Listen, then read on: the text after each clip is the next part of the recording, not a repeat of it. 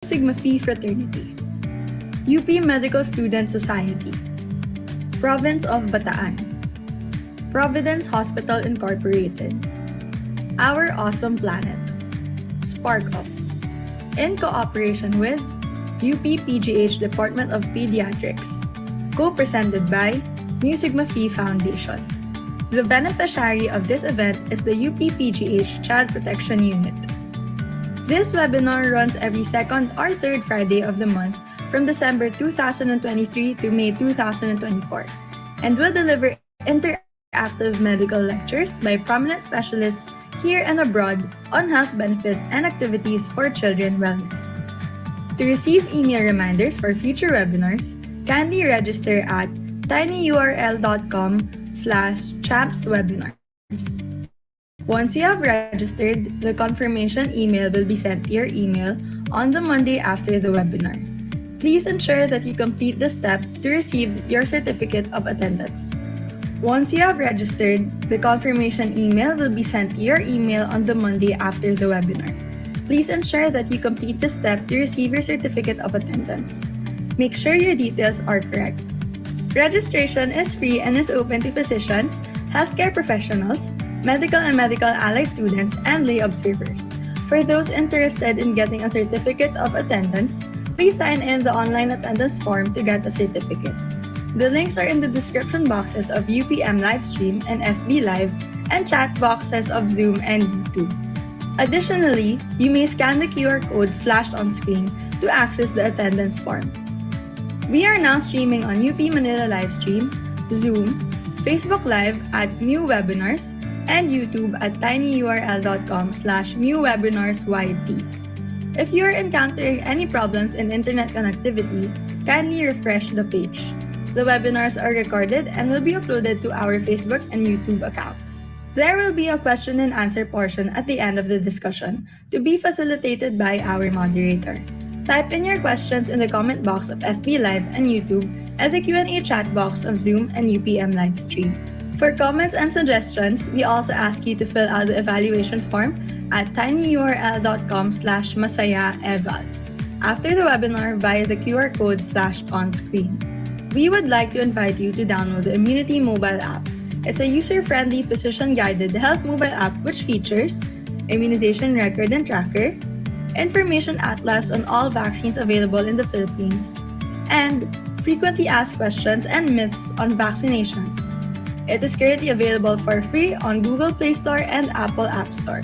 Additionally, we have installed a set of immunity booster stickers on Viber and Telegram for your use when communicating with your loved ones through the aforementioned platforms. You may download them at tinyurl.com/immunityviber and tinyurl.com/immunityviber2 for Viber and at tinyurl.com/immunity-tg for Telegram.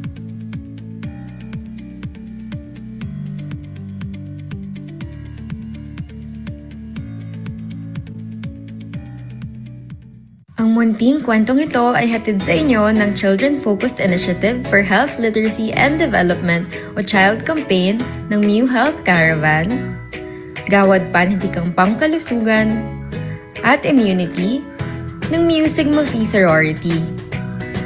Ito ay kapwa itinatanghal ng Zonta Club of Makati, Legazpi,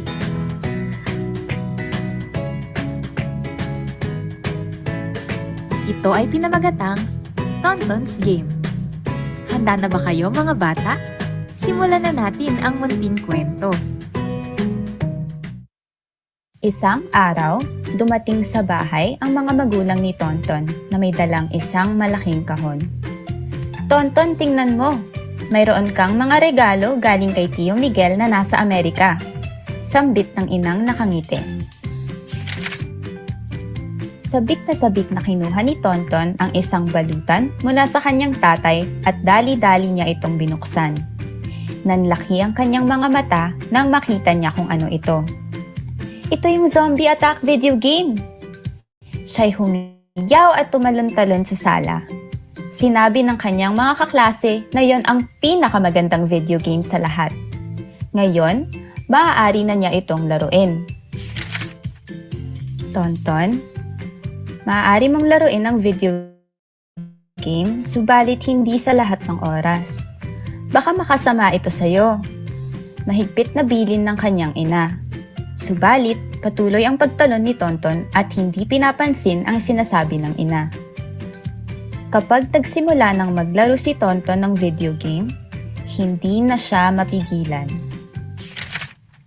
Kahit na tinatawag na siya ng kanyang mga kaibigan mula sa bintana, "Tonton, lumabas ka dyan at maglaro tayo ng basketball." Kahit na siya ay tinatawag ni Ate Celia mula sa kusina, "Tonton, oras na para mananghalian. Nagluto ako ng sinigang, yung paborito mo." Kahit na siya ay tinatawag ng kanyang mga magulang mula sa hardin, "Tonton, sumali ka sa aming picnic. Tingnan mo, may mga hinog na bunga ulit ang punong mangga." Kahit na si Aw-Aw, ang kanyang alagang aso, ay tinatahulan siya mula sa beranda na parang sinasabi na, "Tonton, maglakad tayo sa parke. Pareho nating kailangan ang mag-ehersisyo." Ayaw ni Tonton na tumigil sa paglalaro. Ang kanya lamang nakikita ay ang puting tabing na nasa kanyang harapan na puno ng mga maputla at pawang may mapupulang mga mata ng zombies. Ang kanyang naririnig ay puro lamang ungol ng mga ito. Ang kanyang nais lamang gawin ay makarating sa susunod na level ng kanyang nilalaro. Naglakad sa harap ng telebisyon ang kanyang ina. "Tonton, buong linggo ka nang walang ibang ginawa kundi ang maglaro lang ng video game. Hindi ba't sinabihan kita na huwag magmalabis sa paglalaro nito? Pumasok ka na sa kwarto mo." Galit na pumasok si Tonton sa kanyang silid at kadabog na isinara ang pinto. Pumunta siya sa banyo at humarap sa salamin. Nangapos ang kanyang hininga. Nakatitig sa kanya ang isang zombie, katulad ng mga zombies na nasa video game. Iniunat niya ang kanyang kamay upang hawakan ang salamin. Ginaya siya ng zombie. Ang zombie ay walang iba, kundi siya. Hindi makapaniwala si Tonton sa kanyang nakita. Nakakapangilabot ang kanyang itsura. Namumuti ang kanyang mga balat na parang may sakit. Namumula ang kanyang mga mata at pakiramdam niya ay mahapdi ang mga ito. Napakapayat niya at nanghihina. Bago niya mapigilan ang kanyang sarili, isang tunog ang namutawi sa kanyang mga labi. Napasigaw si Tonton at tumakbo palabas ng banyo, sabay labas ng kanyang silid. Sa pagmamadali, bumangga siya sa kanyang ina, humihikbi. Dahan-dahang hinaplos ng kanyang ina ang kanyang buhok. "Tonton, kapag sumobra ka sa isang bagay, kahit ito ay nagdudulot ng kasiyahan, ay masama para sa iyo. Dapat mong pag-aralang pakinggan ang pangangailangan ng iyong katawan." Sumingaw mula sa kusina ang amoy ng adobong manok. Hinalikan ni Tonton ang kanyang ina, umupo sa hapagkainan at mukhang sabik na sabik kumain. Nang sumunod na araw, tinawag siyang muli ng kanyang mga kaibigan mula sa bintana. "Gusto mo pa bang maglaro ng basketball, Tonton?" Siya ang unang nakapagpapasok ng bola sa laro.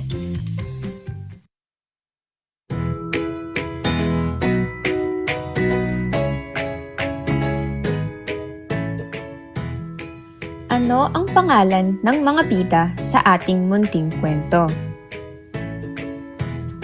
Tama, si Tonton. Ano ang pinagkakaabalahan ni Tonton sa simula ng kwento? Tama, pinagkakaabalahan ni Tonton ang kanyang zombie attack video game. Noong sinabihan ng nanay ni Tonton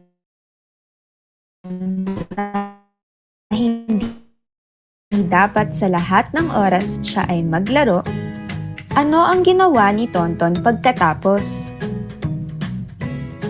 Patuloy lang siya sa paglalaro. Hindi na niya mapigilan ang kanyang sariling laruin ng laruin ang video game hanggang sa maabot niya ang susunod na level. Umabot sa pagkakataong hindi na niya nakakasama at nakakasalamuha ang kanyang mga kaibigan at pamilya. Ano ang nakita ni Tonton sa salamin matapos ang ilang oras ng paglalaro at ano ang nangyari pagkatapos nito? Tama! Nagmukha na ring zombie si Tonton matapos maglaro ng video game. Hindi siya makapaniwala sa kanyang nakita. Lumabas siyang takot at umiiyak, ngunit siya'y sinalubong ng yakap ng kanyang nanay. Sumunod na araw ay muli na ulit siyang nakisama sa kanyang mga kaibigan at pamilya. Para sa inyo, ano ang maaari nating matutunan mula sa kwentong ito? Tulad na lamang ng sinabi ng nanay ni Tonton, kahit pa nagdudulot ng kasiyahan ang isang bagay, kung sumobra ito, ay magiging masama para sa atin. Bukod sa pag-aaral kung saan din ay ginagamit ang mga gadget, dapat ilaan ang oras sa pag-aalaga ng kalusugan at pakikisalamuha sa pamilya at kaibigan. Sa inyong tahanan, gumawa ng schedule sa paggamit ng mga gadgets tulad ng cellphone at computer. Itigil ang paggamit ng mga ito 1 oras bago matulog at tuwing kumakain kasama ng pamilya. Nararapat na samahan at gabayan ng mga magulang ang mga anak sa paggamit ng gadgets. At dahil natapos ninyo ng iyong tagapag-alaga ang pakikinig at pagsagot sa ating munting kwento ngayon, binibigyan ka namin ng isang star! Congratulations sa inyo! Maaari kang magpalitrato kasama ng star at i-post o i-comment ito sa aming Facebook page, New Hills, kung okay sa iyo at sa inyong mga magulang. Ang munting kwentong ito ay isinulat ni Patricia Ranada, iginuhit ni Joe Gregorio, at isinalin sa Filipino ng Sentro ng Wikang Filipino. Sana ay nagustuhan ninyo ang ating munting kwento.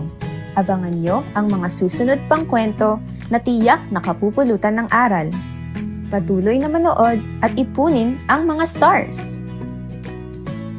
Bukod sa patuloy na pagbabasa at pag-aaral, patuloy na siguraduhing hindi sumusobra ang oras na ginagamit natin sa mga gadget na mayroon tayo at siguraduhin may oras tayo para sa pamilya natin. Hanggang sa susunod! Ang proyektong Munting Kwento ay nagtatampok ng mga kwentong nagwagi sa Gawad Panitikang Pangkalusugan Story Writing Competition. Ito ay isinagawa ng New Health Caravan Child Campaign, Gawad Panitikang Pangkalusugan at Immunity sa ilalim ng New Health Education and Literacy Advocacy ng Mu Sigma Phi Sorority. Ito ay kapwang itinatanghal ng Zonta Club of Makati, Legazpi, at handog sa inyo ng Insular Life Heroes. Kasama ang PGH Department of Pediatrics, Child Protection Network, at Mu Sigma Phi Fraternity. Pati na rin ang mga sumusunod.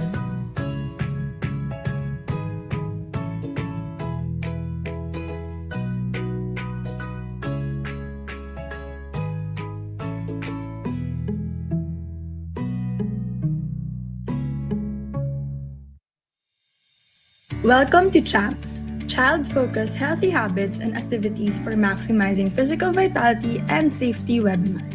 This event is brought to you by the Mu Sigma Phi Sorority, UP College of Medicine, Philippine General Hospital, Mu Sigma Phi Fraternity, UP Medical Student Society, Province of Bataan, Providence Hospital Incorporated, Our Awesome Planet, Spark Up, in cooperation with UP PGH Department of Pediatrics, co-presented by Mu Sigma Phi Foundation. The beneficiary of this event is the UP PGH Child Protection Unit. This webinar runs every second or third Friday of the month from December 2023 to May 2024 and will deliver interactive medical lectures by prominent specialists here and abroad on health benefits and activities for children wellness. To receive email reminders for future webinars, kindly register at tinyurl.com/champswebinars. Once you have registered, the confirmation email will be sent to your email on the Monday after the webinar. Please ensure that you complete the step to receive your certificate of attendance. Once you have registered, the confirmation email will be sent to your email on the Monday after the webinar. Please ensure that you complete the step to receive your certificate of attendance. Make sure your details are correct. Registration is free and is open to physicians, healthcare professionals, medical and medical allied students, and lay observers. For those interested in getting a certificate of attendance, please sign in the online attendance form to get a certificate. The links are in the description boxes of UPM Livestream and FB Live and chat boxes of Zoom and YouTube. Additionally, you may scan the QR code flashed on screen to access the attendance form. We are now streaming on UP Manila Livestream, Zoom, Facebook Live at Mu Webinars, and YouTube at tinyurl.com/MuWebinarsYT. If you are encountering any problems in internet connectivity, kindly refresh the page. The webinars are recorded and will be uploaded to our Facebook and YouTube accounts. There will be a question and answer portion at the end of the discussion to be facilitated by our moderator. Type in your questions in the comment box of FB Live and YouTube and the Q&A chat box of Zoom and UPM Livestream. For comments and suggestions, we also ask you to fill out the evaluation form at tinyurl.com/MASAYA after the webinar via the QR code flashed on screen. We would like to invite you to download the Immunity mobile app. It's a user-friendly, physician-guided health mobile app which features immunization record and tracker, information atlas on all vaccines available in the Philippines, and frequently asked questions and myths on vaccinations. It is currently available for free on Google Play Store and Apple App Store.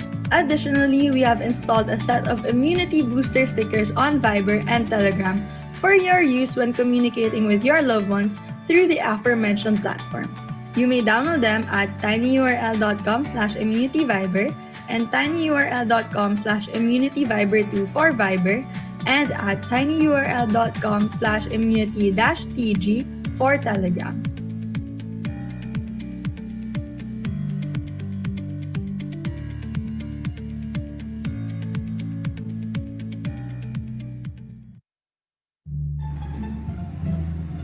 Ang munting kwento ay isinagawa ng New Health Child Campaign Caravan, Gawad Panitikang Pangkalusugan, at Immunity sa ilalim ng Health Education and Literacy Campaign ng Mu Sigma Phi Medical Sorority. Ito ay pinamagatang Maki's Colorful World. Handa na ba kayo mga bata? Simulan na natin ang munting kwento. 7 taon ako nung una ko siyang nakita. Nagtataguan pong kaming magpipinsan, sina Mikmik, RJ, Mumay at Yani. Nagkakantahan naman sa videoke ang mga nanay at tatay sa balkonahin ng bahay ni Lola. Naghihiyawan kami sa katatakbo sa paligid ng bahay.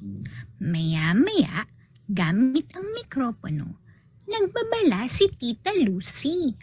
Huwag niyong babasagin ang koleksyon ko ng mga figurin ko sa itaas. Sabi niya. At huwag na huwag kayong pupunta sa basement. Opo, Tita! Sabay-sabay naming tugon. Nagtipon-tipon kami sa may puno ng niyog na siyang nagiging poste sa taguan. Muli kaming pinayuhan ni Mikmik na huwag pumanaog sa may basement. May nakakulong na halimaw doon. Naririnig ko siyang umuungol o kaya'y umuungot habang pinagtutulog ako ni Mama. Kapag hindi raw ako umayos, dadalhin niya ako sa halimaw na yon. Pagkatapos, hinarap na niya ang pose at kami nagsipak-takbuhan na sa iba't ibang dako.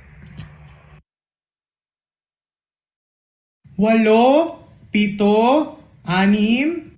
Hiyaw ni Mikmik. Bumilis ang tibok ng aking puso. Mula sa aking kinatatayuan, tanaw kong tila magkanti roon sa may gilid ng bahay papuntang basement. 3, 2, 2, 1. Kumaripas ako ng takbo patungo doon. May lumang kahoy na pinto ang silid na iyon. May tarangkahang bakal at may kandadong nakasabit sa may seradura. Silid nga ito ng mga halimaw. Bahagyang nakaawang ang pinto nito. Malapit sa entrada, may mesang pinagpapatungan ng tray ng mga gamit na pinggan at baso. Nagtago ako sa ilalim nito. Dinig ko ang mga mabibigat na yabag malapit sa pasukan.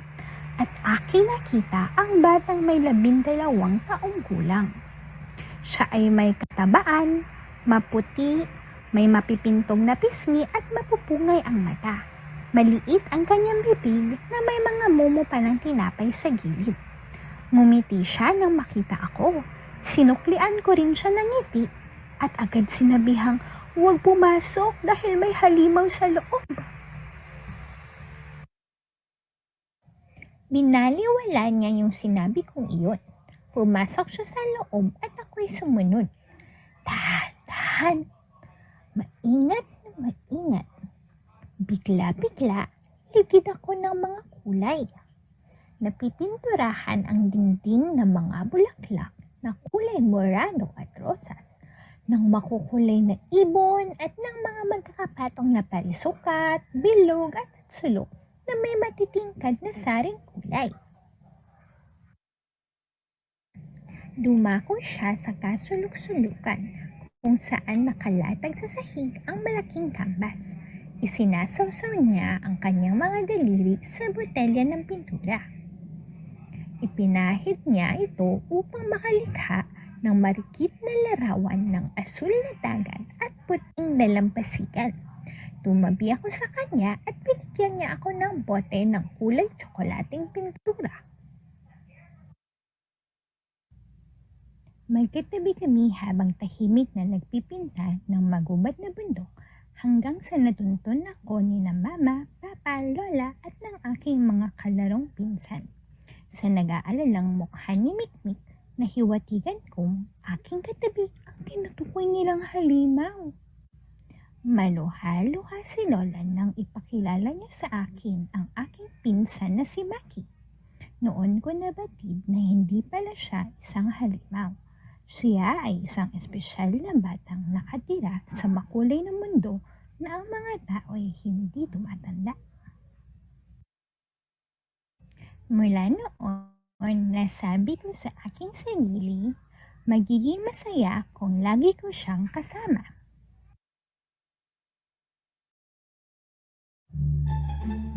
Ano ang pangalan ng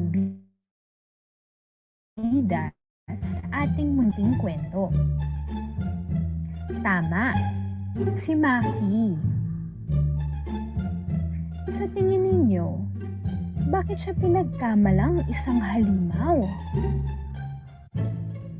Dahil ito sa kanyang kakaibang pisikal na kaanyuan at paggalaw. Ano ang kalagayan ni Maki at kakaiba ang kanyang pisikal na anyo at paggalaw? Si Maki ay mayroong Down syndrome o trisomy 21. Ito ay isang kalagayan na hindi nakakahawa at hindi dapat katakutan. Ito ay isang kondisyon kung saan may 3 kopya ng chromosome 21 na nagiging dahilan kung bakit nagkakaroon ng mga sama-samang katangian at mga kondisyon sa kalusugan. Para sa inyo, ano ang maaari nating matutunan mula sa kwentong ito? Tama, hindi dapat tayo kaagad-agad na nanghuhusga ng ating kapwa. Tulad ninyo, si Maki ay isa ring bata. Mahilig maglaro at magkulay.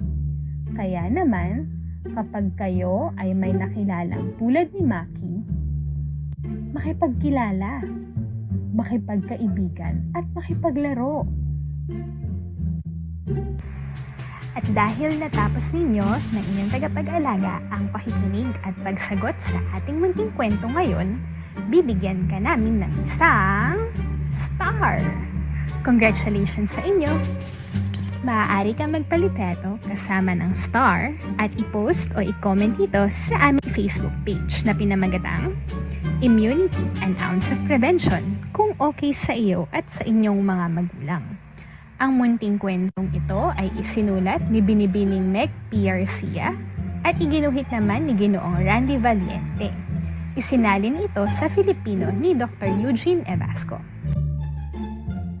Nais naming pasalamatan ang mga sumusunod na naging bahagi ng proyektong ito.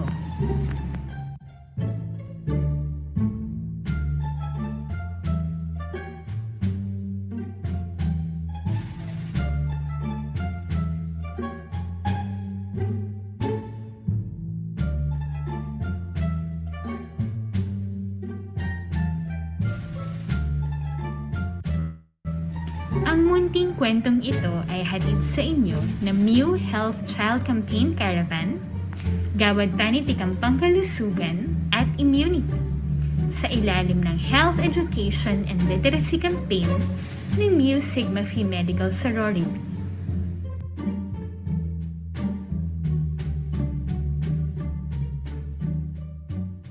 The webinar will start in 3 minutes. Manalangin tayo. Panginoong Diyos, itinataas namin ang iyong pangalan.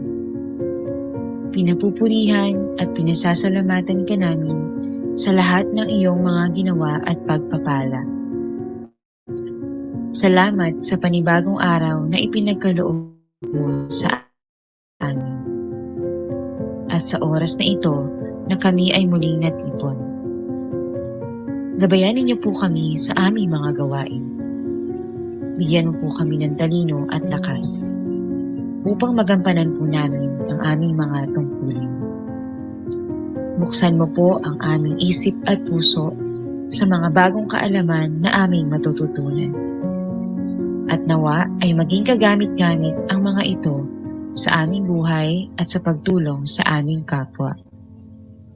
Ikaw po nawa ang maluwalhati sa lahat ng aming katagumpayan sa araw na ito. Ito lamang po ang aming dalangin sa pangalan ni Jesus. Amen. The title of this webinar is MASAYA, Mindful Marvels, Achieving Mental Wellness and Emotional Balance. Today's webinar aims to provide insights into enhancing mental health and well-being and fostering stronger social relationships among children.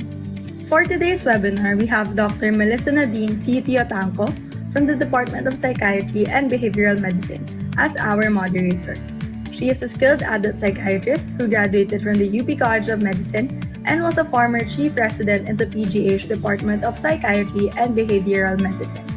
Previously, she served as a municipal health officer in Linapacan, Palawan under the Department of Health Doctors to the Barrios Program. Everyone, let's give a warm welcome to Dr. Melissa Nadine C. Tiotanco, Mu Sigma Phi Sorority Batch 2015.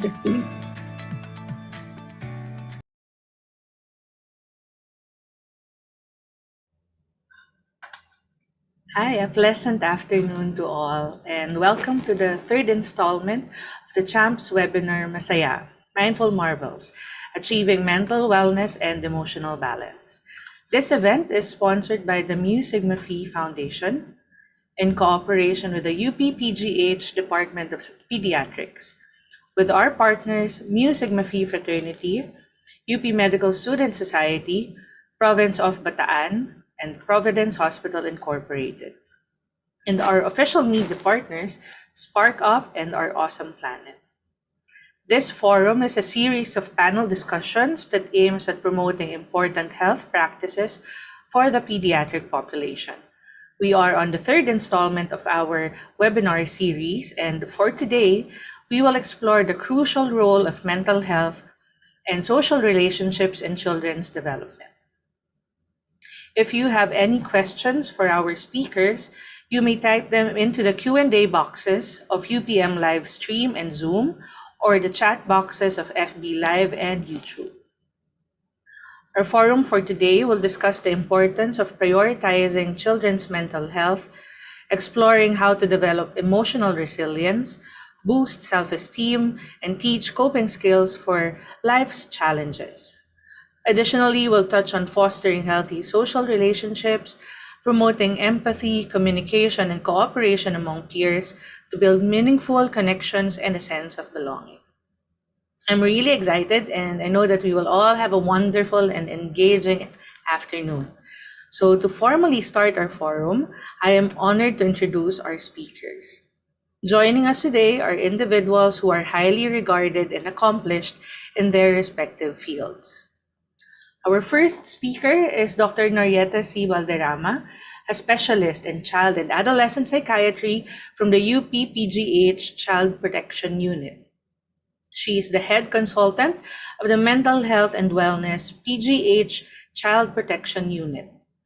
A consultant of the UPPGH Department of Psychiatry and Behavioral Medicine. She is currently the chair of the Philippine Board of Child and Adolescent Psychiatry, an associate professor 7 of the University of the Philippines College of Medicine, and the past president of the Philippine Psychiatric Association and the Philippine Society of Child and Adolescent Psychiatry. Everyone, let's welcome Dr. Norieta C. Valderrama. A pleasant good afternoon to everyone. Thank you for inviting me to this important event, and thank you for the very kind introduction. Okay, so let me share my slides.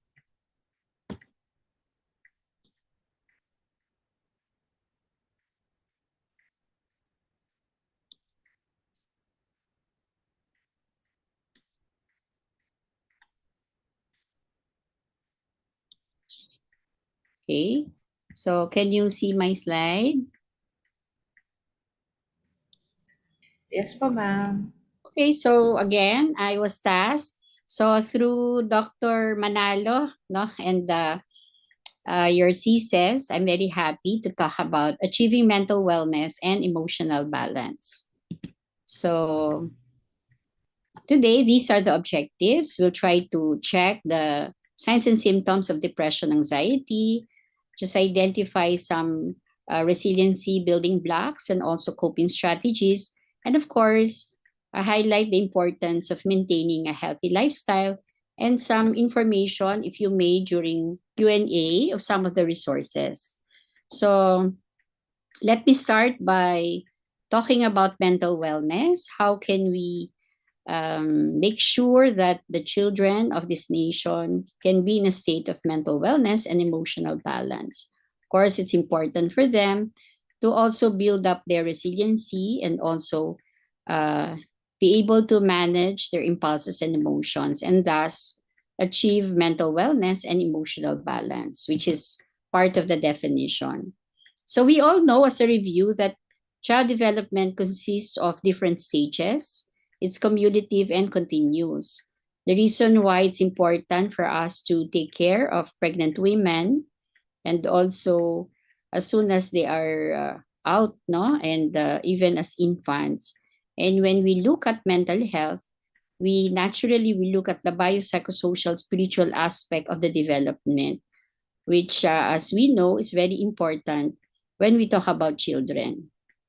And we also know that children would grow best within a foundation of safe, good caregiving system, no? That eventually will continue as they grow up.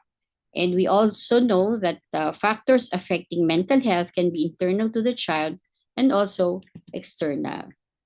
And so I'd like to start with the brain-body connection, that when we talk about wellness and also balance, we have our own, no? Each of the children will have their own way, no, of achieving balance and wellness. But there are general rules and some elements that may bring about, no, this state, wellness and balance. So it's important to care for the brain and maintain a brain-body healthy lifestyle. So what are the factors affecting this? We all know that trauma can affect the brain, drugs, alcohol, obesity, hormonal abnormalities, other medical conditions, malnutrition, even chronic stress, low blood flow, where we lack exercise, even the children, sleep deprivation, too much caffeine, and lack of exercise and negative thinking are some of the factors that needs to be addressed. Now, for this generation, I think I saw your story, no, which is very important. I appreciate no that story. Too much TV, for example, can be very harmful. That can also result to attention problems among children, and of course, later on as they grow up, obesity, no, can increase the risk for obesity, and also violent video games, no, are not being children are not being supervised. So we see an increased rate of violence because of the games that they watch. These games can also be violent, and brain imaging, as we can see, no, shows that when you use these games or you watch games, this is the same area as in the brain, no, as some drugs, no, and children tend to get hooked on them like drugs, no, like I had one patient who couldn't get off, no, the chair, doesn't go out, barely eats, no, because he does video games the whole time. And very important is dehydration. Body, of course, is consists of 70% water and brain is 80% water. So if we reduce the intake, then the brain can also be affected. And I think almost 80 to 90% no, of the children that I see would have this problem. Excessive texting, if not 90%, no? And social networking on the internet. So all of my clients and patients, no, I always talk, even with the parents, about this aspect, no, where it leads to attention problems. And so a lot of children will feel that they have ADHD. Virtually, children will say, Doctor, I have ADHD, even without any formal assessment. They themselves will say they have it. But then I will look at the use of internet, no, and we see already the difficulty, no, in these children. And we see during the pandemic, because of this social networking that didn't stop, they had difficulty later on when they had to appear and go to school, no, face to face. So basically, there are deleterious effects like taking time away from physical activities. And we also know that this will be a risk for later on increase in weight. So how do we protect the brain, which is very important? Of course, good nutrition. 9 servings of fruits, for example, in general, and vegetables helps the brain work better. Exercise, often we now talk about it because it's really very important, and also enough sleep. Children now have less sleep. I think even medical students, they have very little sleep. 7 to 8 hours is important to function well. And also it keeps the appetite in check. For children, usually these are the number of hours, no? So more than 7 hours. For 3 to 5, 11 to 13, 6 to 12, 9 to 12, 13 to 18, about 8 to 10 hours. Okay, so that's very important. And when we do mindfulness, especially when we do these exercises, even meditation and prayer could actually help. And this is backed by studies. That is why we have the MBCT, the mindfulness-based, no, cognitive therapies, which helps individuals and also for stress reduction. And it's important to also relax. I hope you're relaxed now while listening to me, because it calms the body, counteracts your stress, and you'll be in a better mood. Okay? So it is also important to identify. So knowing this basic important connection of the brain and the body, it's also important to identify some of the signs and symptoms of children who are depressed.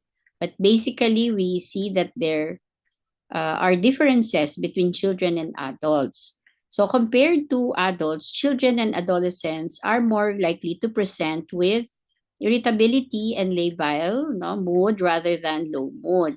So you see them very irritable, sometimes agitated. They may have somatic concerns, social withdrawal.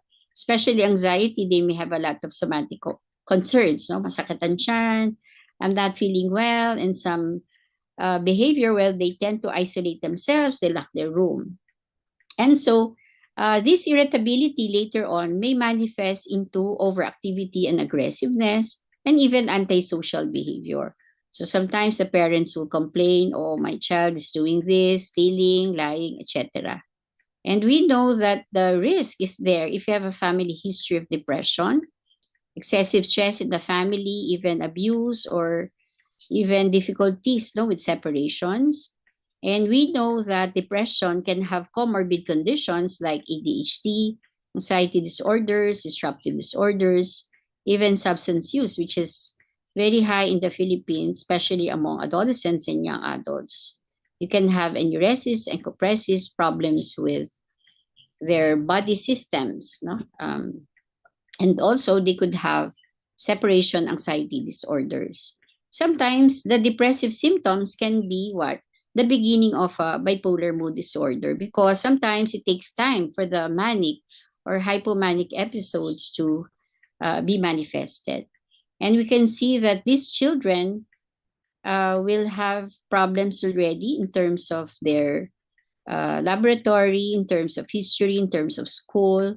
So we see this, no, as some of the signs and symptoms of children who are depressed. No, 4 or more of the following. After we see that they're feeling sad or they have loss of interest in their activities where they previously were very happy. They could have decrease in weight or overweight, insomnia, hypersomnia, agitation, retardation, fatigue, loss of energy, and they have problems in school, and they may even be suicidal. And there is feelings of worthlessness or inappropriate guilt. And the anxiety, on the other hand, may have 3 most common, no, which also impairs their functioning. They can have what we call a general anxiety disorder, where they could have a lot of worries and restlessness, concentration problems, irritability, and even sleep problems. And they could also have separation anxiety disorder, where there is excessive fear of separation. Sometimes this is because they fear that something's going to happen to their family member, okay? And also they have problems with sleep without the attachment or the caregiver. And some will have social anxiety disorder, where they have problems with social situations. And there may be social situations that may provoke their anxiety and fear of being humiliated. So we see here that these symptoms may be higher on individuals with history of trauma, especially those who are abused, in their background. So how are they going to cope? Okay, so we know that stress is normal, but it's important to do coping strategies that will help the children. Okay, and in general, it's of course better to have a preventive way, which is taking care of them, which we already identified. So some of the coping strategies can be helping children more have fun times with them. Okay, we see that children in general, that's why in terms of the criteria, if they're irritable, we identify them as being depressed because they laugh no often compared to adults. And mindfulness exercises, breathing in, breathing out, following the breath, and also praying or meditate with the children can actually help enhance their brain function. And this one is very important. The study about practicing gratitude that help children who are suicidal and who are depressed. Okay, the power of appreciation is very important. Focusing on good things in life with family and children increases their joy, happiness, and satisfaction in life. And we, on the side, doctors who regularly practice this are actually better at making correct diagnosis of their patients. And of course, music is very important, but of course, you have to choose the proper music, like classical music. And we know that there is music therapy as well. And then another sense will be the smell, that can also help some children. Some children, they feel good when they smell something that they like. And of course, with the teenager, we help them live in the present, not the past, because they tend to overthink and ruminate about their past. Okay. So, in general, with parents, I think it's important for the parents to listen and to have a connection with their children, ask how they feel about themselves, and if they would like to share their experiences. Because if you have connection and you regularly talk to children, I think you can identify early problems, early signs and symptoms that the child is affected. And also, one has to be creative in scheduling positive activities for children.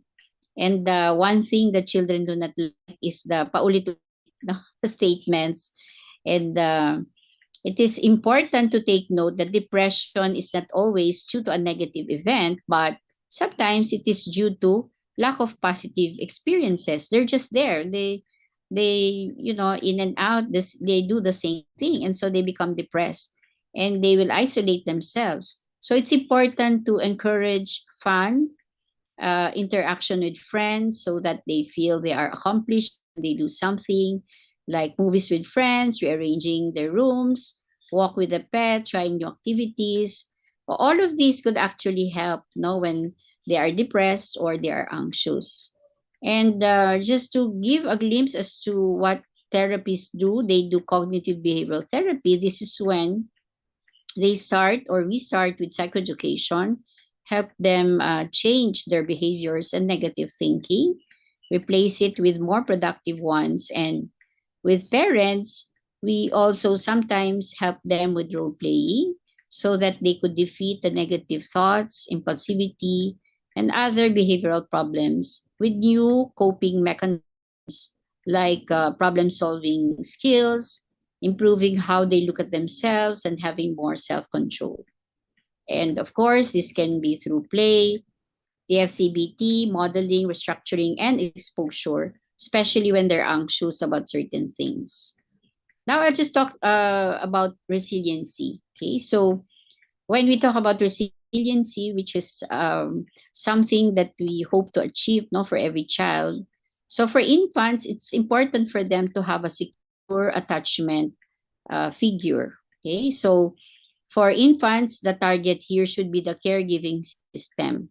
So it's important to identify or choose the person that the child will be, because they're going to internalize the temperament, the how the individual feels, the caregiver feels. Okay, and then preschool, we help them to be trying things, on their own, having a sense of self, helping them to manage their emotions and frustrations. So if they are frustrated, we help them how to manage this so that they will know how to seek and elicit support. For middle childhood, we help them with competency, because if they feel that they are competent and there is a sense of efficacy, then basically they feel good about themselves, and their self-esteem and efficacy is better, and it will result to positive outcomes. And it's important at this stage that they will have a reflective cognitive style, that they stop to think. That's why mindfulness is very important. And also during adolescent phase. And so they're able to control and believe in their capacity to do things, and very flexible in terms of coping strategies. If this doesn't work, so they have a mental health toolkit, then I will use these other strategies, including reading skills, including sense of humor, and of course, relationship with peers and adults, which I think will be discussed later. So during the adolescent phase, there should be here, because they're older already, a sense of personal responsibility and social maturity. So as parents, to give these children tasks at home so that they will know that they can do it, activities of daily living, like how it is to pay, go grocery, cook, clean the house, etc. And that they have a way by which they will choose and exert control over what's going to happen to them, and that they desire to do so. And so here, it is important for them to function independently, because there are some parents who, give everything, they don't allow their children to do things on their own. And also, we emphasize the set of values that they have already internalized as children up to their adolescent phase and draw on this in terms of their decision making. I've always asked about this. No, why is it that, for example, children here and in, for example, Japan, the difference, no, because of their values and how they are trained. No, that's why it's easy for them to navigate through because early on they know that they could do things, no, in terms of competency, in terms of efficacy, and that they are socially, they have social skills and they build relationships, and that they are able to interact with others. And lastly, of course, we said internal and external. External factors, of course, are very important, which everyone should strive to have. No, a safe, nurturant bond with a single person, good relationships, maintain friendships over time. I'm sure you had friends from high school, right? Some of you from your college days, and it's wonderful to meet them again, right? Communicating positive expectations, faith or religious practices can actually help a lot. Emotional support from caregivers and family members. And of course, we encourage emotional expressiveness, which can also be in the form of journal writing, aside from other means, no, verbal, games, no, and also, of course, the school experience is very important. Here, we want to address issues that they have. If there's bullying, we help them to achieve in terms of the talent that they have. It's not always the grades. So we emphasize on the strengths of the child and promote positive teacher-child relationship so that they're going to trust people around them. And of course, in the community, they have to also have a contribution because a lot of times it's only around the house and the school. It's also important they are connected in their community. So in summary, we were able to discuss how to protect our brain, the importance of maintaining healthy lifestyle, and the connection between brain and body among children.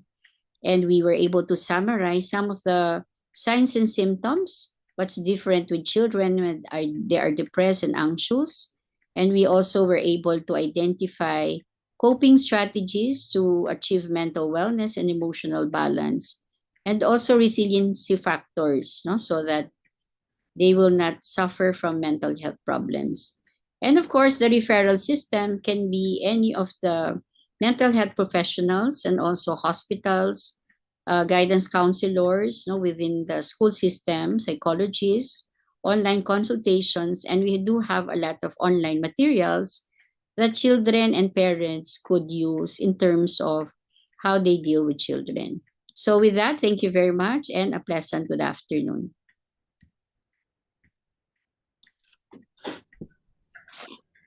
What a very comprehensive talk from you po, Dr. Balderrama. Your exploration of the brain-body connection, coping strategies for children, and resiliency across different developmental stages offer valuable guidance for supporting their well-being and development. A round of applause po again for Dr. Marietta Balderrama for her very comprehensive talk. For our viewers, kindly save your questions for our Q&A sessions later because we'll have our second speaker to discuss more of the topic. Now, our second speaker is Dr. Lailani May Leong Aguilar Pascasio, a specialist in child and adolescent psychiatry from the Aguilar Behavioral Health.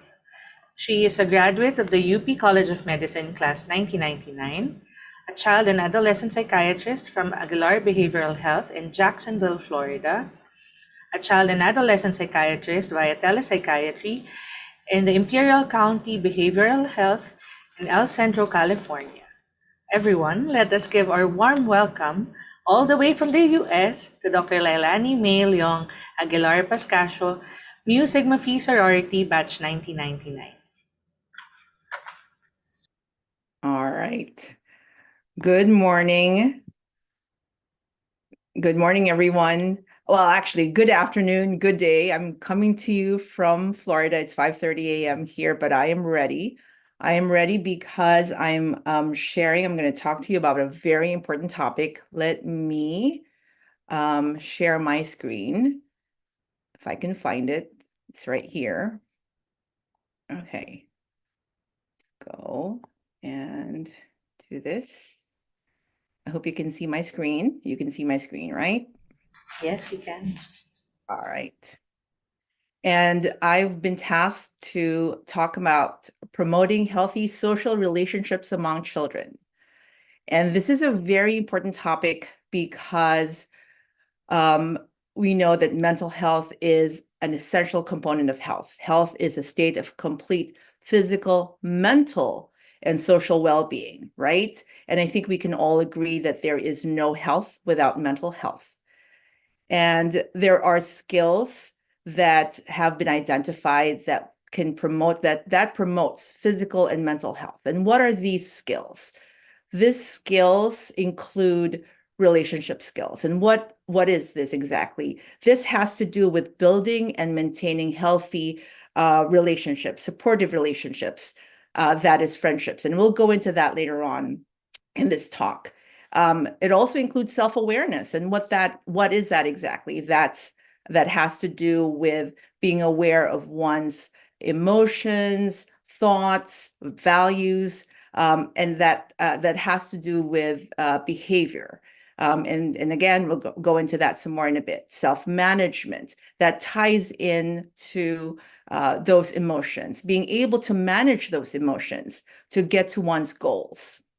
Social awareness, being aware of other people's emotions. That's going to be important when you're managing those social relationships. And that leads to making responsible decisions, making those caring, positive choices. Because we're going to talk about conflict resolution. We're going to talk about dealing with those difficult situations, because that leads to how kids are able to manage friendships, which leads me to peer relationships. Let me talk about peer relationships for a second.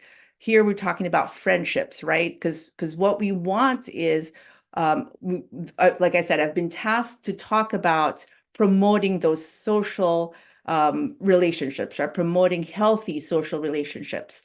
And we know that the trend is our kids are going to spend more and more time together in this time of this digital age, this online age, this social media age.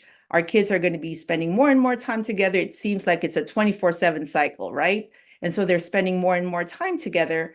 And we know that peer relations, social competence, there are studies that show that peer relations, social competence in childhood predict outcomes in mental health, in education, in work outcomes, even in one's 20s and in their 40s. So it's very, very important. So we know that even as kids in their first years of life, they're interested in peers. At 3, they're playing alongside each other. As they get older, it's they're playing in school, in the lunchroom, in the playground, and so we know that they're very interested in each other. So how do they navigate those friendships? As you can see, the skills that I talked about earlier, they're going to come up here. Remember, I was talking about self-awareness. So it's important that they're able to understand and manage their emotions. It's important for them to manage these emotions and control their impulses. It's important that they understand other people's emotions. Again, the social awareness that I was talking about earlier. It's important that they make responsible choices. They communicate effectively, they negotiate, they problem solve. And we'll get into all of those things later on. I can say that kids are more likely to have positive peer involvement and a sense of belonging, that they're more likely to have friends when they're able to take the perspective of others, They're able to understand subtle cues. They're able to manage their emotions and control their impulses and aggressive behavior. So again, talking about that self-awareness, right? I'm going to go to self-management because this is the part that we're going to focus on. And this is the part where we talk about emotion regulation. But what is that exactly? Emotion regulation is defined as a person's ability to influence his or her own emotions in terms of quality, intensity, frequency, and their timing and expression according to his or her own goals. But how do we do that exactly, or how do kids do that exactly? And I'm going to skip to the good part, right? But let me say that parents play a big role in that. And why do I say that?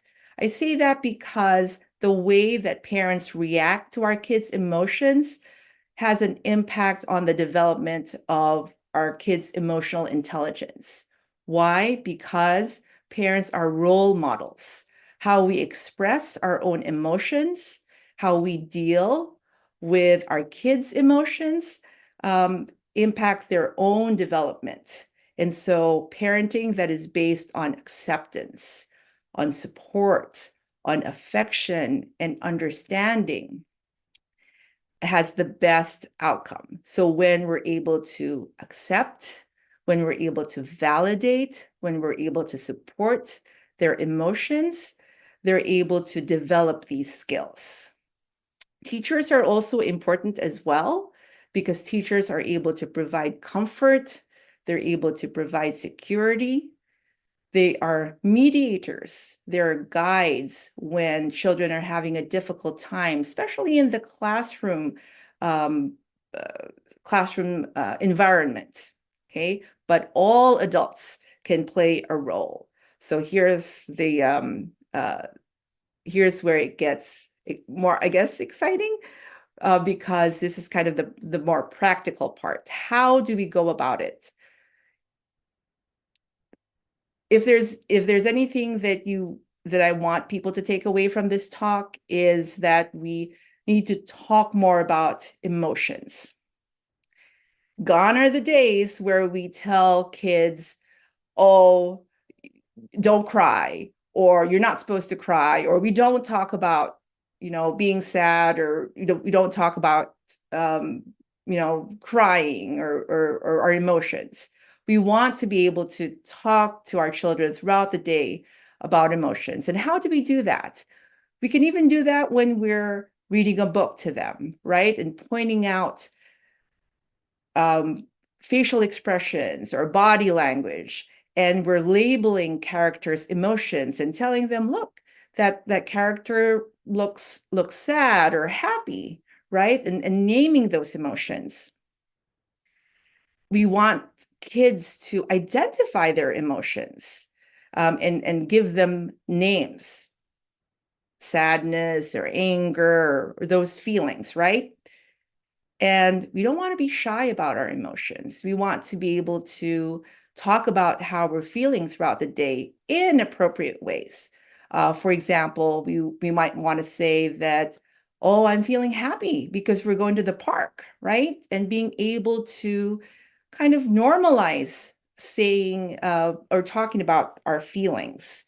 And why, before that, I'm kind of jumping there.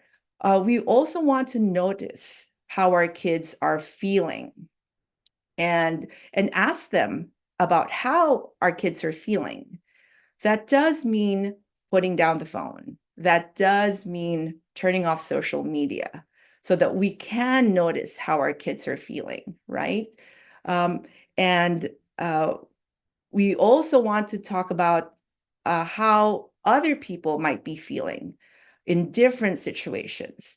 And why that is important is because we want our kids to know that other people are feeling all these different emotions, all these different feelings, because that, again, it goes back to normalizing emotions. It goes back to validating emotions, that people have feelings and then it makes it normal and manageable.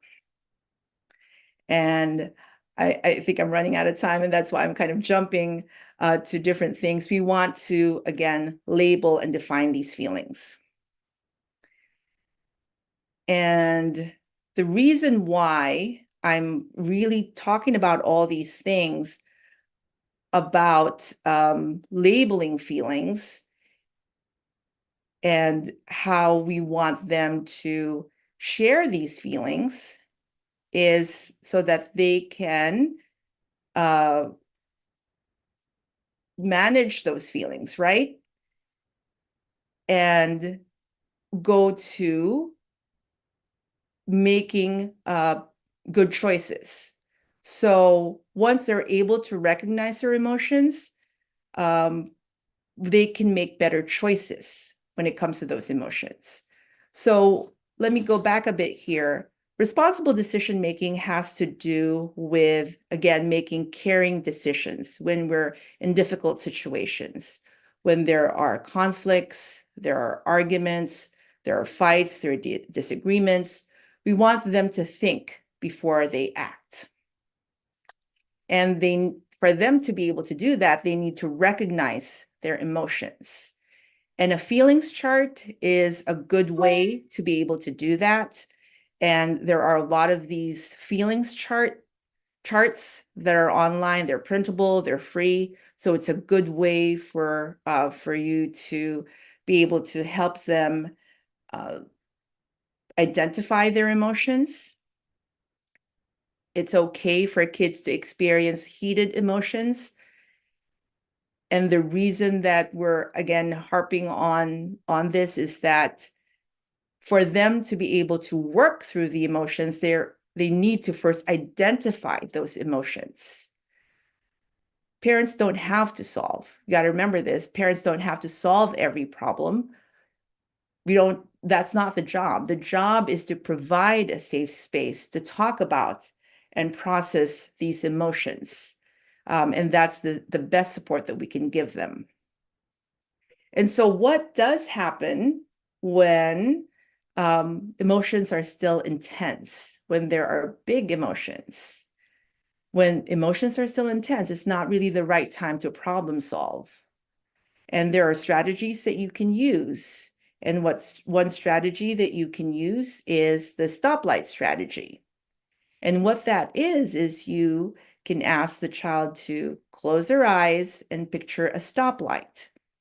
And when they're picturing the stoplight, they'll see different lights, right? The red light, if the red light is on, that means that emotions are still big.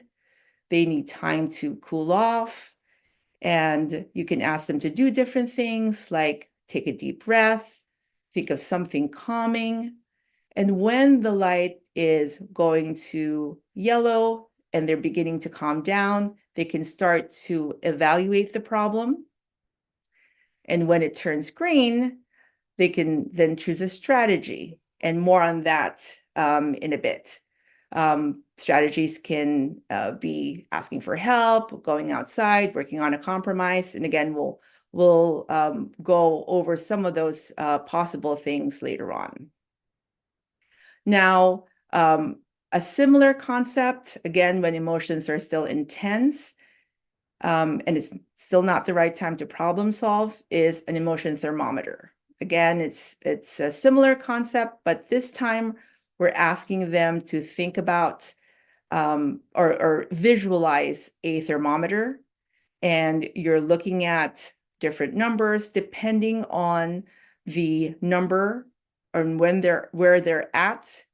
If they're still high on the thermometer, the emotions are still high, they might still need time to calm down, and you can ask them to, and I'll give you again some ideas to give them while their emotions are still high.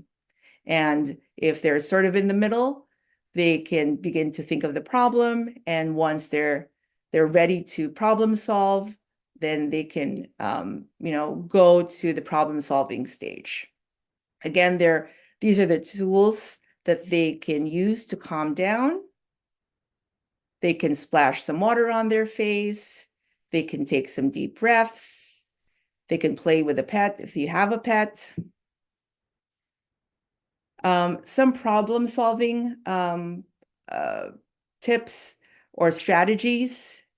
You can, if they can think of a baseball diamond, if they're able to visualize that, you can have them go through the different bases, and going through the bases, they can think of possible solutions, possible options, and you can ask them to kind of think of options, and as they're going through the bases, asking them to think if the solution is getting them closer to their goal.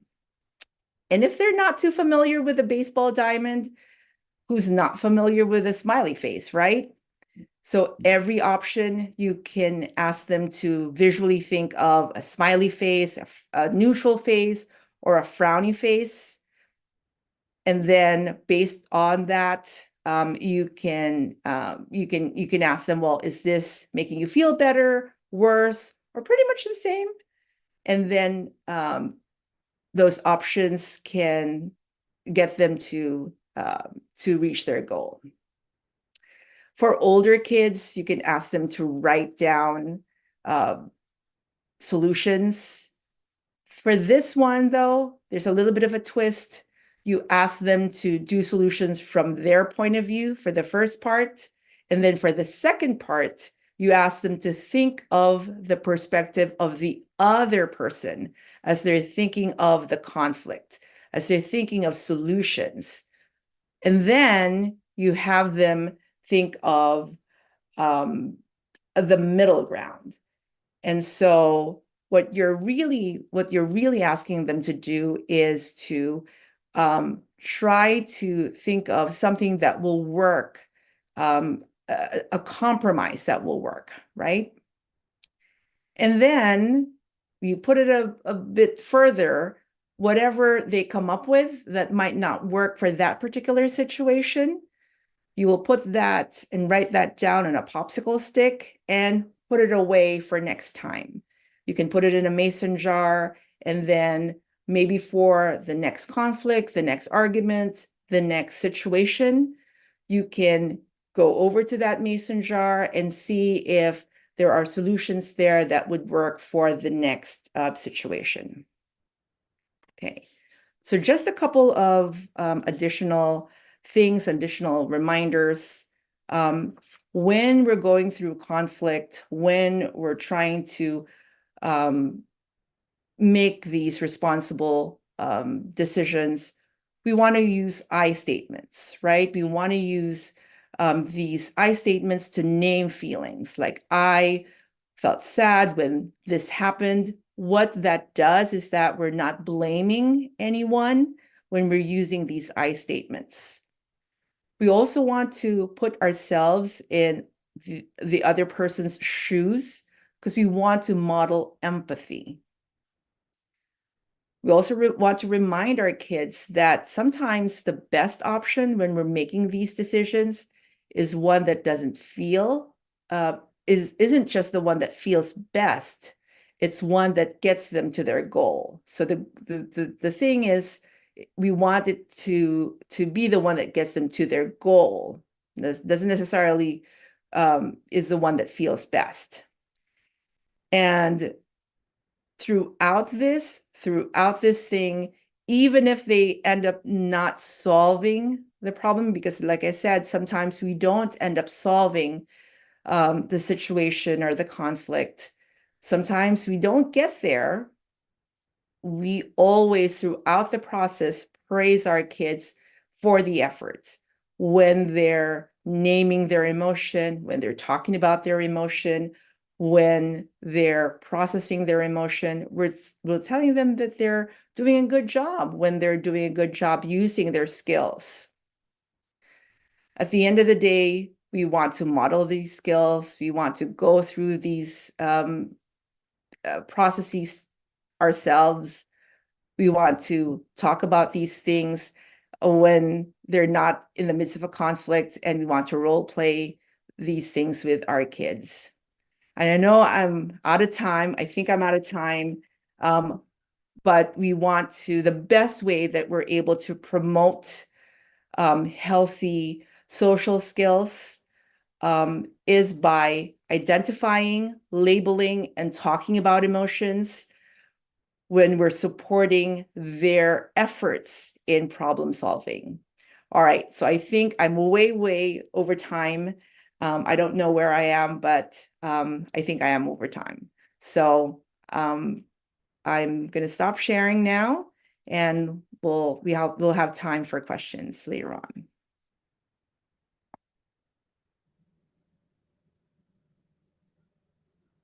So that was very insightful and very, very helpful. I think not just for parents and children, but also for adults. Dr. Aguilar Pascasio.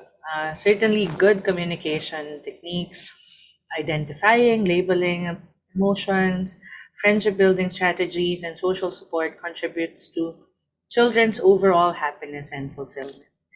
A round of applause again to Dr. Aguilar Pascasio for her talk. Now, today's talks gave us a good and comprehensive overview of fostering children's mental health and social relationships to nurture their well-being and long-term health. I know that everyone is so excited to ask their questions to our speakers, but let us hear first from our esteemed reactor. To also give some of her insights on today's talks, we are very grateful to have here with us today Ms. Jen Tan. She is a business, economics, and MBA graduate of UP Diliman, a passionate and devoted energy healing practitioner, and certified master practitioner of the Millennium Method and Reiki master practitioner. Let us all give Ms. Jen Tan a very, very warm welcome. Ms. Jen, take it away. Thank you, Dr. Mel. Good afternoon to everybody. Thank you for inviting me to this afternoon's talk. Um, I'd like to give an additional background about myself. I've been married for 25 years, and we have two children who are 19 and 23. He's turning 24 in a few days. I appreciate the talk a lot, and I'm very happy that the sorority allows for talks like this or gives talks like this so that everybody can listen to it. When I had my eldest, nearly 24 years ago, a lot of the things were still online. I had to read them myself. There were no available talks like these. And at that time, just like what Dr. Nori and Dr. May were talking about, I found this man called Dr. William Sears, and he talked a lot about the attachment theory. And that led me to become an advocate or a parenting advocate at the time. I was very active in giving breastfeeding education with Latch Philippines. And I was also doing a lot of talks on my experience as a parent, and I also did baby wearing. So I am thankful that Doctors Nori and Lailani have talked about have given us tips about how to manage our children, so that we are able to raise them in a way that will make them mentally healthy and responsible adults. I agree with a lot of what Dr. Lailani said. It's very important that parents in this entire thing, parents play a big role. So for me, it's so important that parents work on themselves. I guess this is also why I had entered this line of work at the moment. I used to work in corporate. Then I ran my own business, and then now I'm doing energy work. I'd like to help um, a lot of people become aware about things that may have been hidden because of traumas and hurts that not only have that not only during their lifetime, but maybe in past lifetimes as well. So again, I'd like to say that it's very important that we are able to, as parents, accept, validate, and support these emotions, like what Dr. Lailani was talking about. So as parents, it is our impact as parents is very big on the development of the child. It is important that we are able to work on ourselves, then and also then we are able to help our children. One thing aside from what Dr. Leilani talked about earlier, I found something online that you can look for in case you need to increase your vocabulary on feelings. It's called the feelings wheel. A lot of us just say that we're mad, we're scared, we are happy. But then there's a richer vocabulary out there to find, and it's good that we are able to find the word that actually describes what we truly feel. The funny thing is, a few days ago, I watched Inside Out again. I'm not promoting Disney Pixar, but I love this movie because, it helped, I think it helped a lot of a lot of kids then when the movie came out to be able to identify their feelings. Uh, I guess this is sort of plugging, but they're coming out with a new movie because the little girl then, C. Riley, she's bigger now and she has more feelings um, in the situations that she deals with. So I'm excited to see that movie because they're able to put and for Dr. Nori, they're able to put the how the brain worked very well in the movie. Okay. I really like the stoplight suggestion of Dr. Leilani.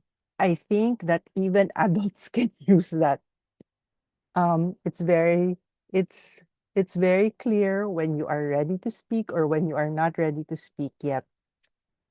And also the I statements to take responsibility. I have learned this technique or tool from the Ateneo Cepham Institute. And because I started using that with my children and with my husband, things are a whole lot more calm in the house. These are tools that you can use with other people as well, not just your children. It allows the person to take responsibility for their actions. And I have one more thing to say. Okay, I think one thing that I'd like to share is that for parents to remember that these emotions are not the children or not the person. Um, so it's very important that we are able to name the emotion and say that, oh, you're worried or you're let's go with inside out, disgusted, things like that. And make sure that to tell the child that it is not, or to reassure the child, or not to make the child feel that he or she is the emotion. They're separate. And it's okay to feel this because they are something else. I think I may have gone over my time. Thank you very much for inviting me. Um, that's pretty much it. Thank you.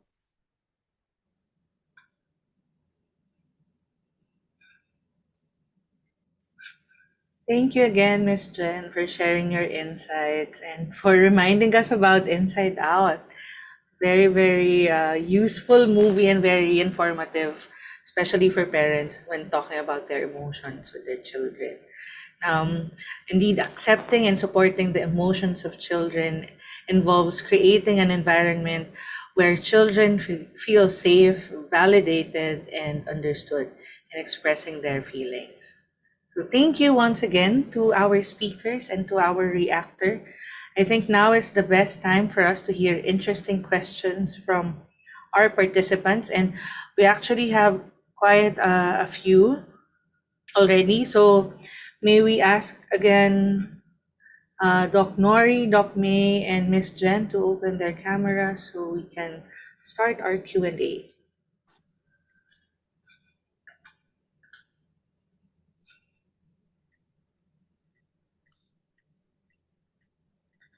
And we're just waiting for Doc May. There. Okay. Right. So we have our first question. This was directed to Doc Nori, but I think anyone can answer from our panel as well. As parents, how should we effectively navigate the emotional aspects of disciplining our children regarding sensitive matters like premarital sex, considering one of the parties involved has a previous suicide attempt? We are hesitant to reprimand them due to our fears. What guidance can you offer us in our current circumstance? Dr. Nori, if you can start po. Okay, so thank you for that question. So it is the girlfriend who has depression, right? Yes po. They're not the direct parents. They're not the parents of the individual. I think it's also important to talk to the parents also of the girlfriend of the son in order to help them as well, and then possibly identify resources where they could also ask help from professionals for the child. And in terms of the relationship, maybe also discuss with them some of the regulations that they may have in terms of relationship, what can be allowed and what cannot be allowed, no, in terms of in general, they're all like they're all their children, no, it's not just singling them out, so that the girlfriend will not feel that she's being singled out. But the most important thing is, I think, to listen, no, to also the girl, because I think if she has that problem, she might be struggling with it. So it's important to also um, give support, that they are there to help her, and not, be somebody who will because I'm sure she's afraid that she's going to be left out, or that they're going to separate, no. So a feeling that she is being helped, that people are supporting her as well with her condition, and then get the help of the parents also, and also make sure, because she's suicidal, get professional help. So I think that would be very helpful, no? And then yung son naman also try to talk to him, so that because in this case, I'm sure the son is also affected if the girlfriend has mental health problems. So they also need to know how the son is being affected by that situation, if she is being, well, in a way, forced without consent, and into doing things that, he is not aware, and also probably look at how he responds, because this age is very critical in terms of response about sex, and maybe have an education about relationships and about sex, etc. Thank you. I hope that answers part of the question. Yes po. Thank you so much, Dr. Nori. Anybody else in the panel po? Doc May, Miss Jen, who would want to answer as well? Okay. So maybe we can move on to our next question. So we have a lot. Next question is for Dr. May. Can you discuss the potential benefits of gentle parenting for children's emotional development and overall well-being?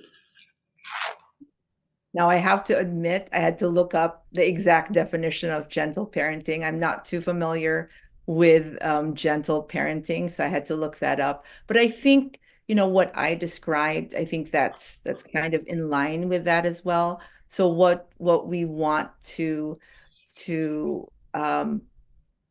what that means again is kind of going back to what I was saying, is supporting our children in their development. So we go back to those themes, right? What I said about being able to provide that safe space for them. It's not where we're kind of directing them, but we're able to provide that safe space for them. So I think when whatever we're calling it, what we want to achieve, what we want to provide. And I think I did mention something like that, parenting, an environment, a style of parenting that provides that kind of supportive environment when there's acceptance, when there's understanding. I think that's kind of that optimal environment. So whatever we call it, whatever kind of word that we use, but when there's support, when there's acceptance, when we're not using, when it's not that punitive environment, it's not where we're saying, that's bad, we're not accepting, we're not understanding. I think that really works for their development. Does that make sense? I think that's kind of what we're going after. Thank you for that, Doc May. Now, okay, we can move on to another question. Next one is actually directed to Dr. May, but I think anyone in our panel can answer as well. How can parents and caregivers strike a balance between encouraging social interaction and respecting children's need for personal space and autonomy in their social choices? Maybe Miss Jen can answer. Hi, I'm reading the question again. Wait. How can parents? I think you need to take it per development stage. So when the child is small, wait, let me just open the question just to make sure that I answer. Okay. When I think from 0 to 7, the parents have a huge influence over the child. So, and at this stage, I am assuming that the parents have a clear vision of what their family would like to be, or how their family values will be carried out. I think this is the best time to um, drill it into the kids, you know what I mean? Because and to model it for them. Because by the time that the child's around 8 or 9, I'm pretty sure that they start having a mind of their own. They'll get ideas from other people. They're starting to form their independence in the way they think. So this is the 0 to 7 is a very crucial stage, and I feel that if the parents are very confident when they had parented their children from 0 to 7, it will be easier for them to let go little by little. Anyway, as parents, I feel we are merely gardeners of our children. And then, eventually somebody will pick them or they'll be uprooted and then move to and make their own family. There. Thank you. Thank you po, Miss Jen. Okay, so I'll move on to another question for Doc Nori. Have there been positive effects of the digital age on children's mental and emotional wellness? So I think we hear more about the negative effects of the digital age, but the question is, have there been positive effects of the digital age? Yes. Yes, I think there have been positive effects of the digital age. No, there's a lot of information, and also we have online connection as well, which is, I think, equally important. It's just that they have to be safe and that they need to practice some of the guidelines, no, in terms of interacting with people. And so I think if used properly, the internet and all the online activities can actually be helpful in terms of their mental and emotional wellness, no, and how they are going to deal with their emotions and relationship is a way of connecting with people, which is, I think, easier compared before. But as I've said, there are limits, no, sometimes it is anything too much, and also if they get out of what is safe and bordering on abuse and the other things, no, online, I think we're okay with the digital age, no, and basically what we notice is because of the digital age, they easily get what they want in terms of information, difficult to understand and also to help them, even the mood mapping and also some of the tools are already online. So if you have patients who would want to track their mood, they could easily do it online, no, things like that. I think helps them navigate through their mental health problems and issues. Yun. So it's really a balance, no, between the pros and cons. So we do have positive effects as well. Thank you for that, Dr. Mari. Now, I think coming off from your answer, maybe we can go to the next question for Doc May. The question is, where else can we learn more about strategies for teaching children how to be emotionally intelligent? Are there Now, websites for? now there was a plug for Disney. I must say I'm a Sesame Street child, so there's a lot of resources there. I love how Sesame Street is still out there and doing this kind of work. So if you go online, if you go to pbs.org, I believe, they have a lot of things there. Again, Sesame Street is still doing the work, and they're doing a lot of work on this kind of thing, on emotional wellness, on emotional intelligence. So they're doing this thing about emotions and navigating things, conflict resolution. I believe it's pbs.org, so that's a good resource to have. So yes, I'm a Sesame Street kid all the way through. So that's my plug. Thank you so much for that. So for the parents watching and listening to us, please check the website that Dr. May mentioned. Okay, so next question now is I just add for Philippines. Yes, Doc. Maybe the Isip, they could try to look at Lusog Isip. Lusog Isip. Doc, is it Yeah, online? yes, online, the content, it's evidence-based and done by Ateneo professors. So they could look at it also. Okay, so pbs.org for Sesame Street and Lusog Isip. Right? Okay. Now, another question naman po. Since children spend a lot of time in school, diba? Especially now that we're back to pre-pandemic schooling, all back to school, back to the classroom. Now, the question is, how can schools be more supportive to children who are diagnosed with major depressive disorder, anxiety, and other psychiatric conditions? Doc Nori, yeah. Yes, thank you for that question. Those who are related to school system working there, I think I have seen it very in the recent year and months after the pandemic. Schools were very supportive. So what were the strategies, no, that schools use, no, during these times when you have a lot of children are depressed? One is they actually identify, no, they identify children who have problems. They already have tools and they have guidance counselors who will identify these children who are susceptible and at risk.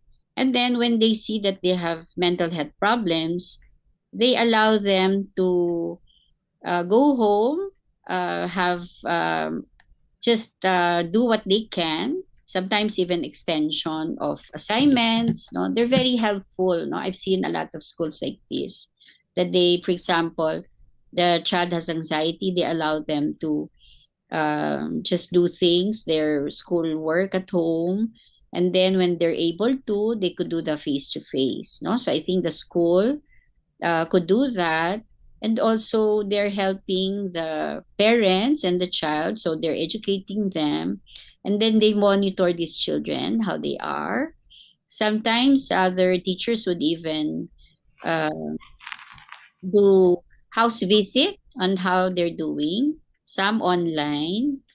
Um, but of course, in general, aside from that, I think school should not remove the time for relaxation, because I think the DepEd has changed, no, changed the curriculum. So we have discussed this curriculum recently with some of our counterparts in Japan, and we saw what happened to our curriculum. So we compare the curriculum of another country. They have exactly another course, just on mental health.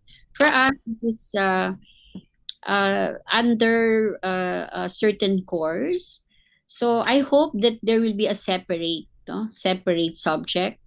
We have lifestyle, but it is not very clear, and the time that is devoted to it is, I think, very short, no, compared to our other counterparts. So I think they should devote more time for this and be careful, and the teacher should also be trained, because there was one student who was affected.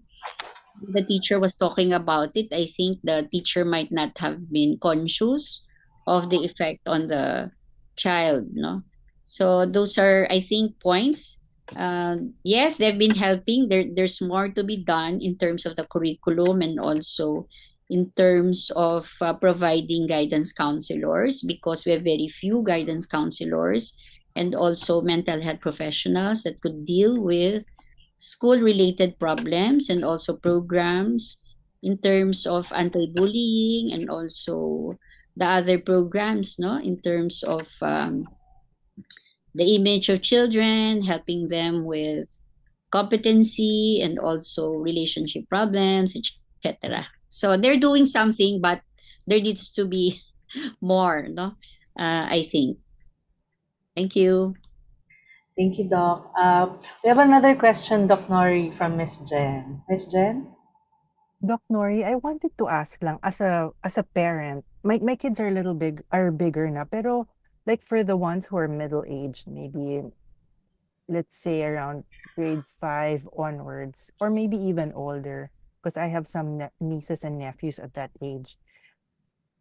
Mm, You know how when people say that, oh, I'm sad, so biglang they'll not let the kid go to school anymore. So how do you draw the line, or how can a parent really tell na if their child has a mental health issue versus just being lazy and doesn't want to go to school? I'm sure you understand. You Yes, have yes. had cases like that. Thank you, Yes, Doc. cases, but in general, we usually look at their grades. The grades, usually the functioning, and also we try to talk to them if they cannot concentrate on the things that you're saying at home. And then it's probably true, and then they tend to really isolate themselves. They don't want to see other children. I think that's really a signal that there is something wrong. But on the other hand, if they just don't want to go to school, we still have to find out if they're like lazy. There must be a reason why they're lazy. It's Not either, going. yes, Yeah. not going. It's either, the sometimes the assignment is too much, or maybe very small, like quarrel with a friend, or maybe, Yeah. things like that. So we still have to address, even if seemingly they're lazy, Yeah. so we still Th- have to talk to them.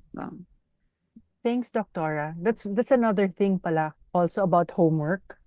You know Yeah. how um I'm sure, Doctora, you had a lot of homework when you were in grade school and high school.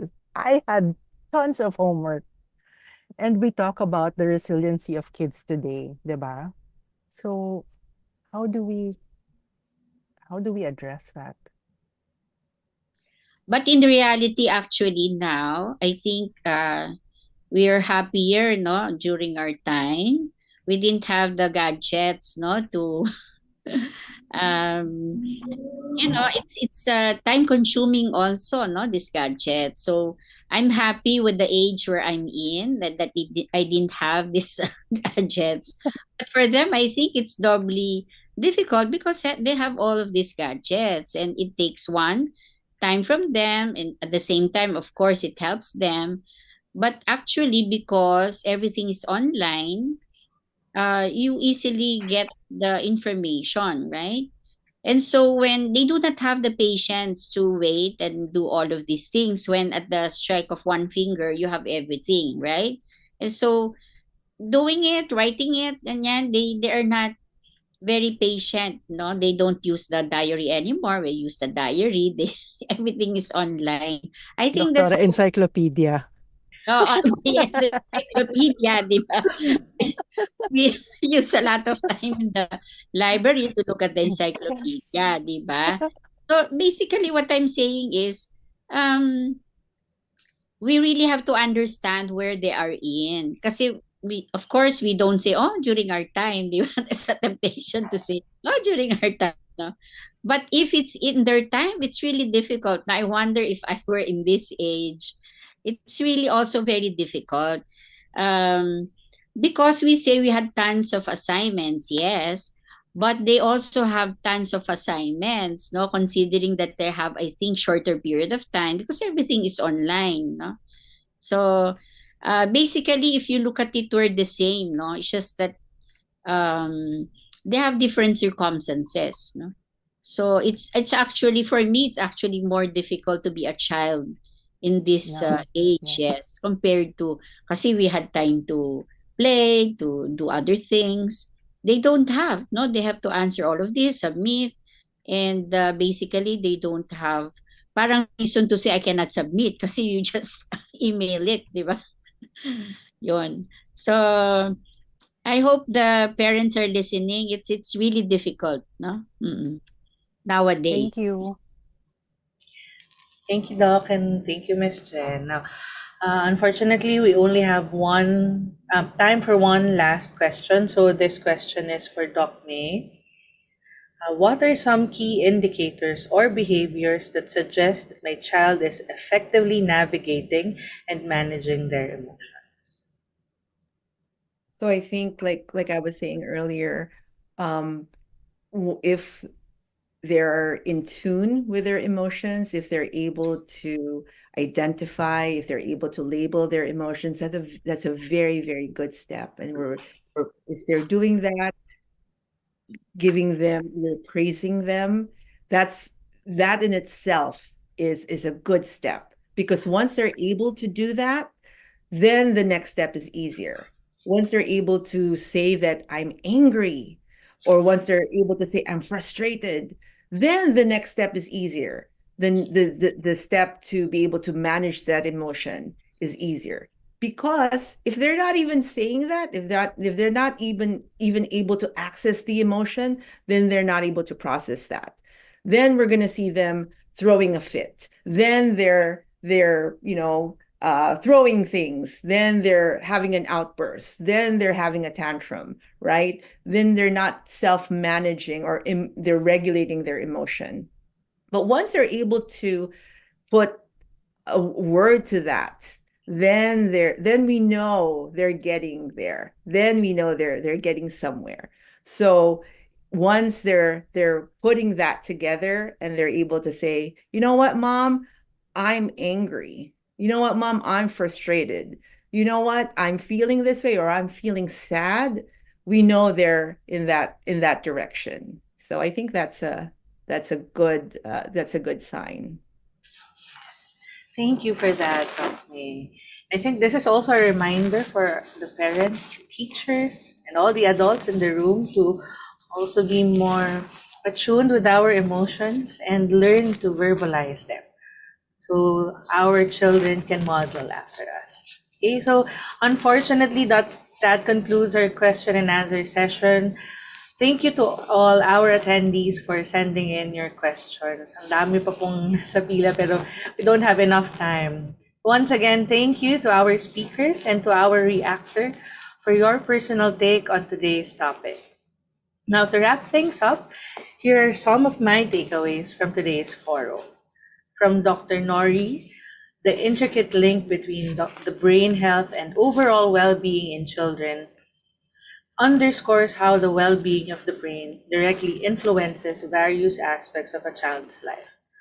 A healthy brain with good nutrition, exercise, enough sleep, and practice of mindfulness activities enables proper cognitive functioning, emotional regulation, and social interaction, all of which are essential components of overall well-being.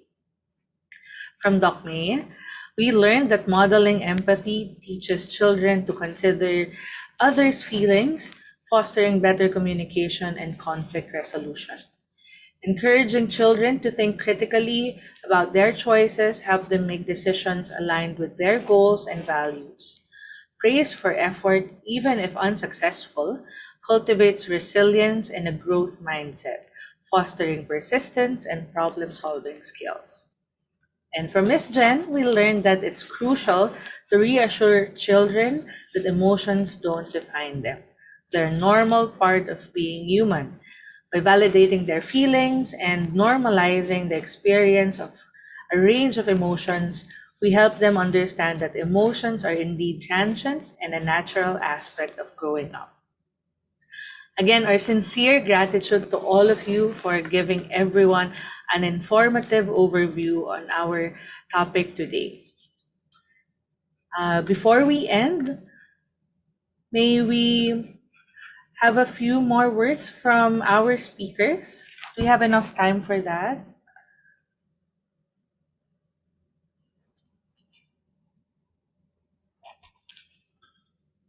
So I think we'll move on to the presentation of the certificates of appreciation. Do we have the certificates ready?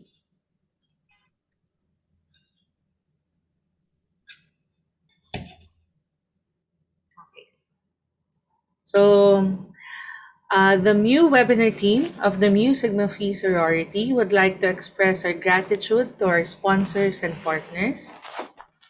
Our sponsor, the Mu Sigma Phi Foundation, in cooperation with the UPPGH Department of Pediatrics. Our partners, the Mu Sigma Phi Fraternity, the UP Medical Student Society, Province of Bataan, Providence Hospital Incorporated. Our official media partners, Spark Up, and our awesome planet. With special thanks to the UP Manila Information Management Systems. Again, we remind all who are interested in receiving a certificate of attendance to please fill out the evaluation form at tinyurl.com/masayaeval within 3 days after the forum. You may find the links to the evaluation forms at the comment boxes of FB Live, YouTube, and chat box of Zoom. Once again, thank you very much for attending the webinar Champs Masaya Mindful Marvels, Achieving Mental Wellness and Emotional Balance. See you in our next webinar. Thank you for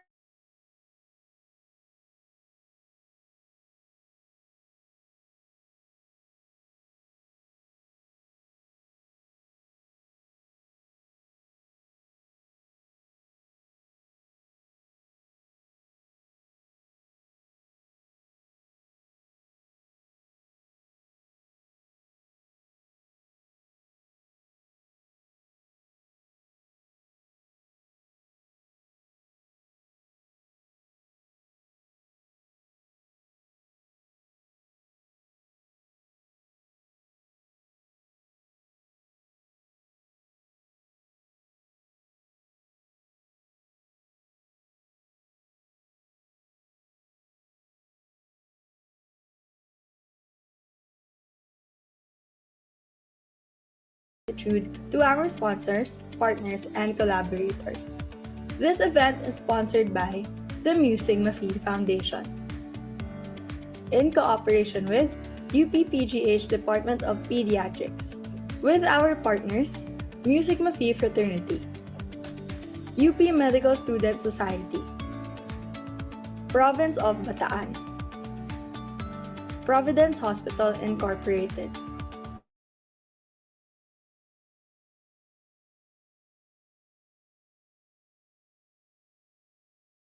We are also grateful for the support of the UP Manila Information Management Systems. Most of all, we thank you, our participants, for spending your valuable time with us. For those who are interested in receiving a certificate of attendance, please fill out the attendance form at tinyurl.com/masayaattendance or scan the QR code flashed on screen. We value your feedback.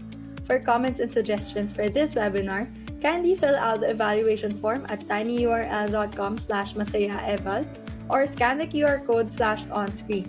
Please ensure that your answers are submitted within 3 days after the webinar. We would also like to invite you to download the Immunity mobile app. It's a user-friendly, physician-guided health mobile app which features immunization record and tracker, information atlas on all vaccines available in the Philippines, and frequently asked questions and myths on vaccinations. It is currently available for free on Google Play Store. Additionally, we have installed a set of immunity booster stickers on Viber and Telegram for your use when communicating with your loved ones through the aforementioned platforms. You may download them at tinyurl.com/immunityviber and tinyurl.com/immunityviber2 for Viber and at tinyurl.com/immunity-tg for Telegram. For more details and updates, please check our Facebook page at facebook.com/mewebinars and our Twitter timeline at twitter.com/mewebinars. You may also email us at mewebinars2324@gmail.com.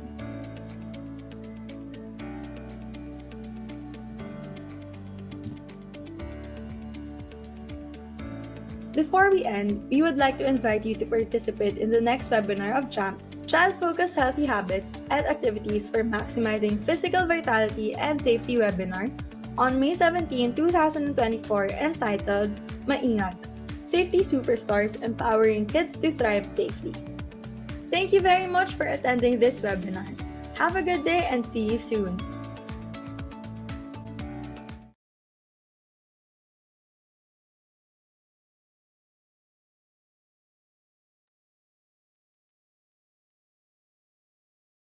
Thank you so much to our panelists for joining us again for in this third installment of our CHAMPS webinar. It is greatly appreciated and congratulations to everyone for a very successful and engaging webinars. So let's proceed po to the awarding of certificates to acknowledge our panelists for today. So first we have Dr. Norieta C.